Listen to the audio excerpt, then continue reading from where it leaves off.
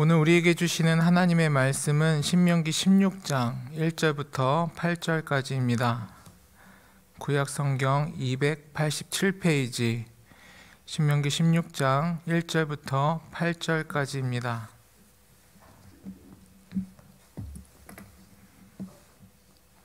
한 절씩 함께 교독하겠습니다.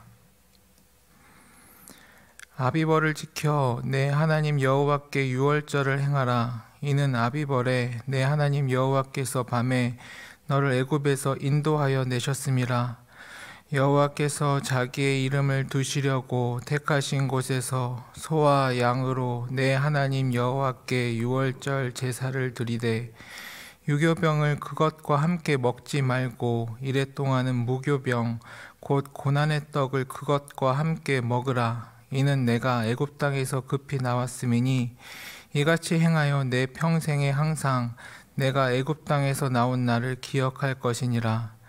그 이레 동안에는 내 모든 지경 가운데 누룩이 보이지 않게 할 것이요 또 내가 첫날 제사 드린 고기를 밤을 지내 아침까지 두지 말 것이며 유월절 제사를 내 하나님 여호와께서 내게 주신 각 성에서 드리지 말고 오직 내 하나님 여호와께서 자기의 이름을 두시려고 택하신 곳에서 내가 애굽에서 나오던 시각 곧 초저녁 해질 때에 유월절 제물을 드리고 내 하나님 여호와께서 택하신 곳에서 그 고기를 구워 먹고 아침에 내 장막으로 돌아갈 것이니라. 너는 엿새 동안은 무교병을 먹고 일곱째 날에 내 하나님 여호와 앞에 성회로 모이고 일하지 말지니라. 아멘. 신명기 16장은 이스라엘의 절기인 유월절과 칠칠절 그리고 초막절에 대한 내용을 담고 있습니다. 그 중에서 오늘 함께 읽은 본문은 유월절에 대한 내용입니다. 1절입니다. 아비벌을 지켜 내 하나님 여호와께 유월절을 행하라. 이는 아비벌에 내 하나님 여호와께서 밤에 너를 애굽에서 인도하여 내셨음이라. 유월절은 이스라엘이 애굽에서 탈출한 날을 기념하는 절기입니다. 바로의 장자로부터 시작하여 짐승에 처음 난 것까지 이 땅에 첫째된 모든 것이 죽는 재앙이 있었을 때에 하나님께서는 어린 양의 피가 발라져 있는 이스라엘의 집에 생명은 보존하셨습니다. 이에 대해 출애굽기 12장 12절 13절은 이렇게 기록합니다. 내가 그 밤에 애굽 땅에 두루 다니며 사람이나 짐승을 막론하고 애굽 땅에 있는 모든 처음 난 것을 다 치고 애굽의 모든 신을 내가 심판하리라. 나는 여호와라. 내가 애굽 땅을 칠 때에 그 피가 너희가 사는 집에 있어서 너희를 위하여 표적이 될지라. 내가 피를 볼 때에 너희를 넘어가리니 재앙이 너희에게 내려 멸하지 아니하리라. 여기서 사용된 동사 넘어가리니 파사흐에서 나온 명사가 유월절 페사흐입니다. 여호와 하나님께서 피를 보고 넘어가셨다는 것은 하나님께서 그 집의 생명을 지켜주셨다는 것을 의미합니다. 이러한 보호는 성경에 기록된 바 하나님께서 죽음을 주는 멸하는 자를 문설주에 바른 그 피, 하나님께서 들어가지 못하시도록 막으시는 그 은혜의 자리에서 생명을 허락하셨기에 가능한 일이었습니다. 유월절을 지키는 방법으로 각 가족의 수대로 흠 없고 일년된 양이나 염소, 소를 그 제물로 잡아 10일에 취하여 14일까지 간직하는 것으로 시작합니다. 해질 때에 그 제물을 잡아 불에 구워 무교병과 쓴 나물과 함께 먹어야 했습니다. 아침까지 그 고기를 남겨놓아서는 안 되었고 허리에 띠를 띠고 발에 신을 신고 손에 지팡이를 잡고 급히 먹어야 했습니다. 본문 12절에 따르면 유월절을 지켜야 하는 이유는 아비벌의 하나님께서 이스라엘 백성들을 애굽에서 인도해 내셨기 때문이다 라고 설명하고 있습니다. 하나님께서 이스라엘을 애굽에서 데리고 나오신 것은 이스라엘 백성에게 정치적, 경제적, 사회적인 자유를 주시기 위함이었습니다. 이스라엘은 애굽에서 노예 신문에 있었습니다. 출애굽 사건은 이스라엘을 노예에서 자유인으로 만들었습니다. 그리고 우리는 이스라엘을 구원시켜 주시는 분이 하나님이셨음을 기억할 필요가 있습니다. 우리 하나님께서 구원의 주체이셨습니다. 이스라엘은 애굽의 노예로 있다가 하나님의 일하심으로 인하여 구원을 받게 되었음을 성경이 기록하고 있는 것입니다. 그렇기에 이스라엘의 구원은 하나님께서 행하신 실제적인 임재와 일하심에 근거합니다. 그래서 출애굽은 이스라엘 백성들의 신앙의 근본이 됩니다. 출애굽 사건은 한 개인의 구원 사건을 넘어 이스라엘이 민족적, 국가적인 구원을 받은 사건입니다. 그리고 이 사건으로 인하여 이스라엘은 역사 속에서 하나의 백성, 하나의 국가로 등장하게 되었습니다. 그리고 더 나아가 이 사건으로 인하여 이스라엘은 하나님의 백성으로 확정을 받게 되었습니다. 2절입니다. 여호와께서 자기의 이름을 두시려고 택하신 곳에서 소와 양으로 내 하나님 여호와께 유월절 제사를 드리되, 2절에서는 유월절을 어떻게 지켜야 하는지에 대하여 더 구체적으로 설명하고 있습니다. 먼저 하나님께서 자신의 이름을 두시려고 택하신 곳, 하나님께서 직접 유월절 제사를 위해 정하신 장소를 의미하는 표현입니다. 이는 하나님께서 유월절을 기념하는 장소를 직접 결정하시는 절대적인 주권을 표현하는 설명입니다. 이는 하나님이 하나님의 한 장소에 가둬두고 통제할 수 없는 분이심을 보여주고 있는 부분이며, 이는 이방의 다른 신들과 달리 하나님께서 살아계시고 직접 역사하시고 통치하시는 분이심을 보여줍니다.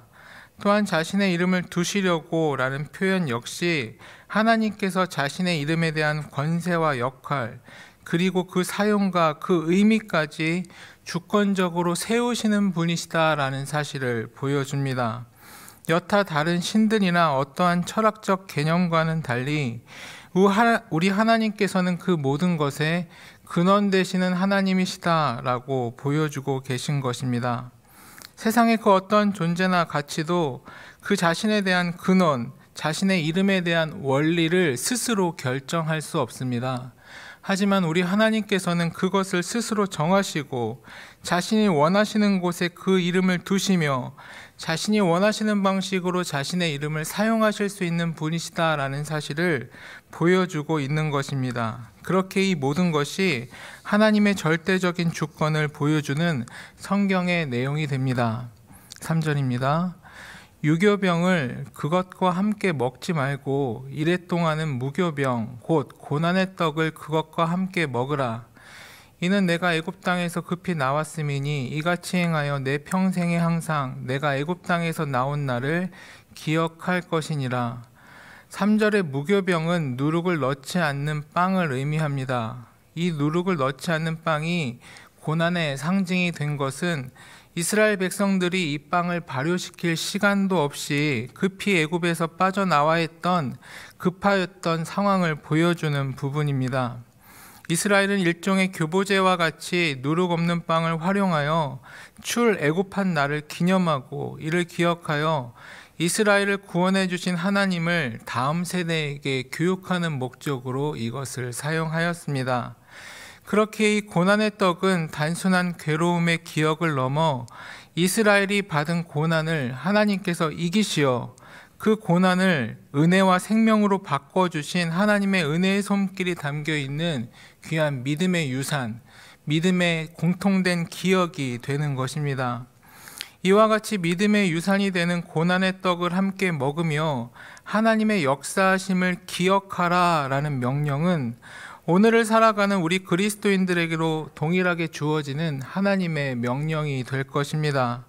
하나님과 함께 믿음의 한 해를 지낼수록 우리 안에 있는 하나님에 대한 추억과 은혜의 이야기가 계속해서 반복되고 쌓여가는 우리의 가정 그리고 우리 교회 공동체가 되어야 할 것입니다. 4절입니다.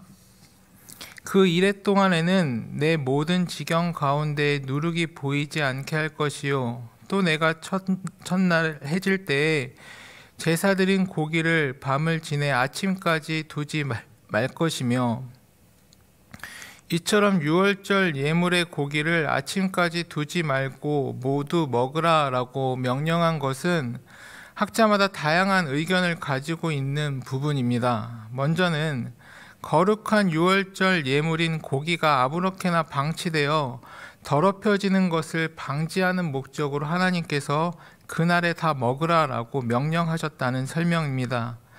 또한 이러한 1차적인 의미를 넘어서 유월절 밤에 먹는 소나 양의 고기는 출애굽 당시 이스라엘 백성의 구원을 위해 죽임당한 어린 양을 상징하는 예물이었으므로 이스라엘 백성들은 그것을 조금이라도 육적인 배부름을 위해 남겨놓거나 저장하는 용도로 사용하지 않고 그것을 온전히 하나님께서 그날 주신 풍성한 은혜와 책임으로 받으라라는 의미를 함께 포함하고 있다라는 설명입니다.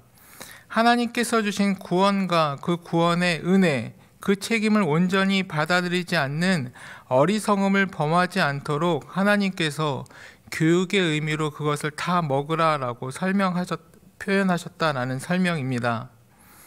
유월절 어린 양이 상징하는 바 예수님을 우리가 영접하고 예수님의 살과 피가 되는 예수님의 말씀을 우리가 받을 때에도 어떤 부분은 우리가 받아들이고 어떤 부분은 우리가 먹고 소화시키는 것을 거부한 채 뒤로 밀어둔다면 그것은 하나님께서 베푸신 구원의 은혜를 온전히 받아들이는 참 신자의 모습이 아닐 것입니다.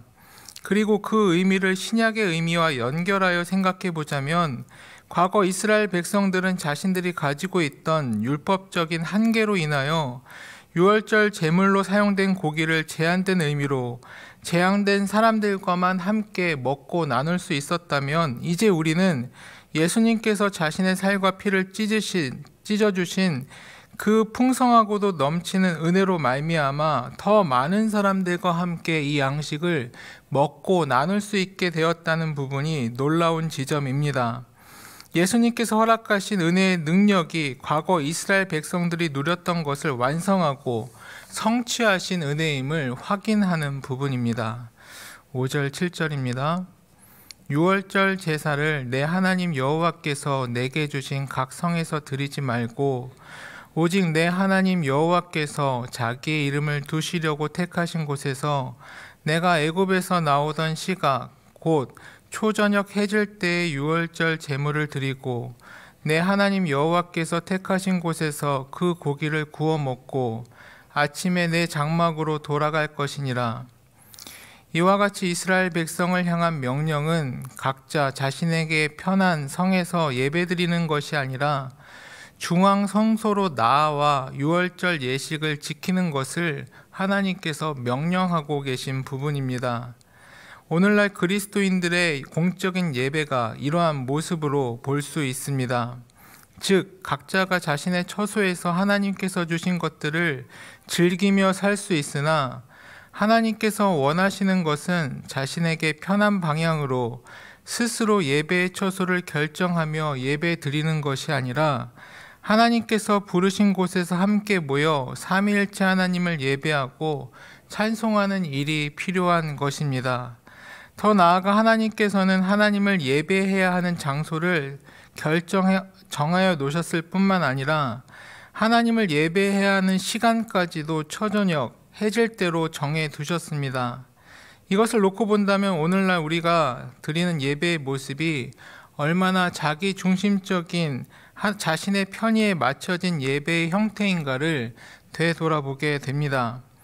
코로나가 심했을 초창기에는 하나님께서 우리에게 허락하신 예배의 자리가 제한적 또 한시적으로 분리될 수밖에 없는 상황이었으나 이제는 건강상의 이유나 특별한 개인적 상황을 제외하고는 나에게 편한 나 중심적인 예배의 모습을 떠나 하나님 중심의 예배자의 모습을 회복해야 된다라는 부분을 오늘 본문이 보여줍니다. 나에게 그리고 우리 가정에게 하나님을 향한 중심적인 신앙이 있다면 이제는 내가 편한 방식으로 예배드리는 모습을 버리고 하나님께서 기뻐하시는 방식으로 예배드리는 우리의 헌신과 자기 부인의 모습이 필요할 것입니다. 유월절 제사 드리는 시간이었던 초저녁 해질 때에는 이스라엘 백성들이 애굽에서 나왔던 시간이었습니다. 이처럼 함께 모인 시간적, 공간적인 경험은 이스라엘 공동체 전체에게 공통의 기억에, 은혜의 기억으로 남는 상황이었습니다. 이러한 공통의 기억이 이스라엘 개개인의 정체성 형성에 매우 중요한 역할을 하였습니다. 이스라엘 백성들에게 유월절이라는 절기는 자신들에게 베풀어 주신 하나님의 은혜에 대한 감사를 올려드리는 행위였고, 이와 동시에 공동체의 다음 세대, 즉 아이들과 청소년 그리고 청년들에게 하나님을 가르치고 신앙을 전수하는 수단으로 사용하였던 신앙 교육의 자리였습니다. 이러한 공동의 경험이 축적돼 갈수록 이스라엘의 신앙을 하나님을 향한 든든하게 세워져 갈 수 있는 중요한 부분이 되었습니다. 하나님께서는 이스라엘 백성들이 하나님 안에서 그렇게 시대를 넘어 계속해서 세워지기를 바라셨던 것입니다. 하지만 이스라엘의 신앙은 하나님께서 바라시던 모습에 미치지 못했습니다. 예배의 실패가 곧 신앙의 실패로 이어진 것입니다. 다음과 같은 말씀이 이스라엘의 상황을 적나라하게 보여줍니다. 역대하 35장 18절입니다. 선지자 사무엘 이후로 이스라엘 가운데서 유월절을 이같이 지키지 못하였고, 이스라엘 모든 왕들도 요시야가 제사장들과 레위 사람들과 모인 온 유다와 이스라엘 무리와 예루살렘 주민과 함께 지킨 것처럼 유월절을 지키지 못하였더라. 오늘날 우리들의 모습은 어떠합니까? 우리가 하나님께 드리는 바른 예배의 모습으로 인하여 하나님을 향한 은혜의 경험이 다음 세대를 향한 공동의 기억으로 전수되고 있습니까? 각 가정의 부모는 하나님께서 그 자녀를 맡기신 소명을 따라 다양한 방식으로 하나님을 향한 은혜의 기억이 전수될 수 있도록 노력하고 이를 고민해야 합니다. 하지만 안타깝게도 상당수의 부모들의 고민은 바른 신앙의 전수에 있는 것이 아니라 자녀들의 학업 성취에 있습니다. 심지어 아이들의 성적을 위해서라면 최소한의 예배의 기회마저도 박탈하는 경우가 있습니다. 방금 읽은 역대하 35장 18절의 말씀처럼 유월절을 지키지 못했던 이스라엘의 미래는 어떻게 되었습니까? 히브리 원어의 의미를 보자면 이스라엘 백성들은 유월절을 지키지 못했던 것이 아니라 유월절을 지키지 않았던 것입니다. 하나님께서 허락하신 은혜 아래에서 우리가 바르게 예배 드리지 못하는 경우는 없습니다. 우리는 다 예배를 드리지 않는 것뿐입니다. 그렇다면 하나님을 바르게 예배한다는 것, 하나님을 바르게 예배한다는 것은 무엇이겠습니까? 오늘 8절이 그 내용을 보여줍니다. 너는 엿새 동안은 무교병을 먹고 일곱째 날에 내 하나님 여호와 앞에 성회로 모이고 일하지 말지니라. 8절이 말하는 엿새 동안은 흔히 무교절로 불리는 기간으로 누룩 없는 빵을 먹는 기간입니다. 일곱째 날에는 성회로 모입니다. 성회는 장엄하고 엄숙한 모임을 의미합니다. 하나님을 향한 예배는 먼저 하나님을 향한 엄숙함을 필요로 합니다. 그 엄숙함은 하나님을 위한 엄숙함이 아닌 바로 우리를 위한 엄숙함입니다. 현대의 예배에서 소위 하나님을 친밀히 여긴다라는 명목 아래 너무 가벼운 예배의 형태를 취하는 경우가 있습니다. 하지만 이것은 성경이 말하는 친밀함의 의미를 잘못 이해한 것입니다. 우리는 엄숙히 하나님을 예배하는 과정, 즉 하나님을 경외함으로 우리의 하나님을 더욱 풍성히 알아가게 됩니다. 또한 하나님을 알아가는 알을 통하여 우리는 하나님을 더 깊이, 또한 하나님을 더 친밀한 존재로 이해하게 됩니다. 그 믿음 가운데 우리는 하나님의 크고 위대하심을 경험하게 되는 것입니다. 그리고 그 하나님을 크고 위대한 분으로 경험한 사람들이 하나님을 친밀히 여길 수 있는 것입니다. 8절이 말하는 바 또 이스라엘 백성들이 일하지 않았다라는 것은 하나님께서 일하지 말라라고 명령하셨고 그것을 따를 수 있는 믿음이 있는 것은 하나님을 친밀히 여겨 하나님께서 자신들을 지켜주실 것이라는 믿음을 가진 사실을 보여줍니다. 그러한 점에 있어서 우리는 하나님을 친밀하게 느끼는 것과 동시에 하나님을 경외하는 태도를 필요로 하는 것입니다. 이 두 가지는 서로 반대되는 단어가 아니라 서로 긴밀히 연결되어 있는 단어입니다. 그렇게 신비롭게도 하나님을 참으로 친밀히 느끼는 사람은 진실로 하나님을 경외하는 사람이며, 하나님을 진실로 경외하는 사람들만이 하나님을 진실로 친밀하게 느낄 수 있게 되는 것입니다. 이것이 신앙과 예배의 신비이자 하나님을 깊이 알아가는 사람들의 즐거움입니다. 사랑하는 교우님들, 우리는 하나님과 함께 하나님을 통하여 세상을 이기는 사람들입니다. 그렇다면 우리의 힘의 원천은 바로 무엇이겠습니까? 하나님을 만나는 예배의 자리, 하나님의 말씀의 자리, 섬김과 신앙의 자리가 되어야 할 것입니다. 이렇게 하나님의 크고 위대하신 분으로 이해하고 경험하는 지혜를 통하여 우리와 친밀히 동행해 주시는 주님과 함께 세상을 넉넉히 이겨갈 수 있는 것입니다. 오늘 기도의 자리에서 하나님으로부터 오는 이 은혜의 능력을 회복함으로 말미암아 하나님을 향한 참된 친밀함으로 이 세상을 이기시는 교우님들 되시기를 주님의 이름으로 축원합니다. 기도하시겠습니다.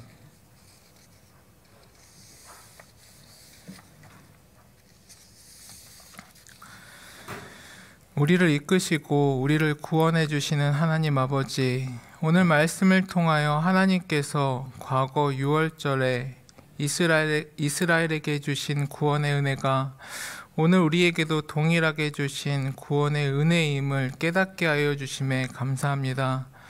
과거 이스라엘 백성들의 신앙을 위하여 하나님께서 6월절 규례를 주신 의미를 따라 오늘 우리의 삶과 신앙의 태도 역시 주님 앞에서 바른 모습, 다음 세대에게 이정표가 되는 모습으로 바꿔갈 수 있도록 인도하여 주옵소서. 오늘 우리가 하나님을 경외하고 진심을 다해 사랑함으로 하나님을 더욱 깊이 경험하며 그 크신 하나님을 친밀히 여기는 삶 살기를 소망합니다.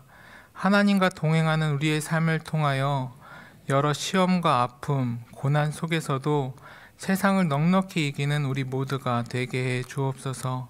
예수님의 이름으로 기도드립니다. 아멘.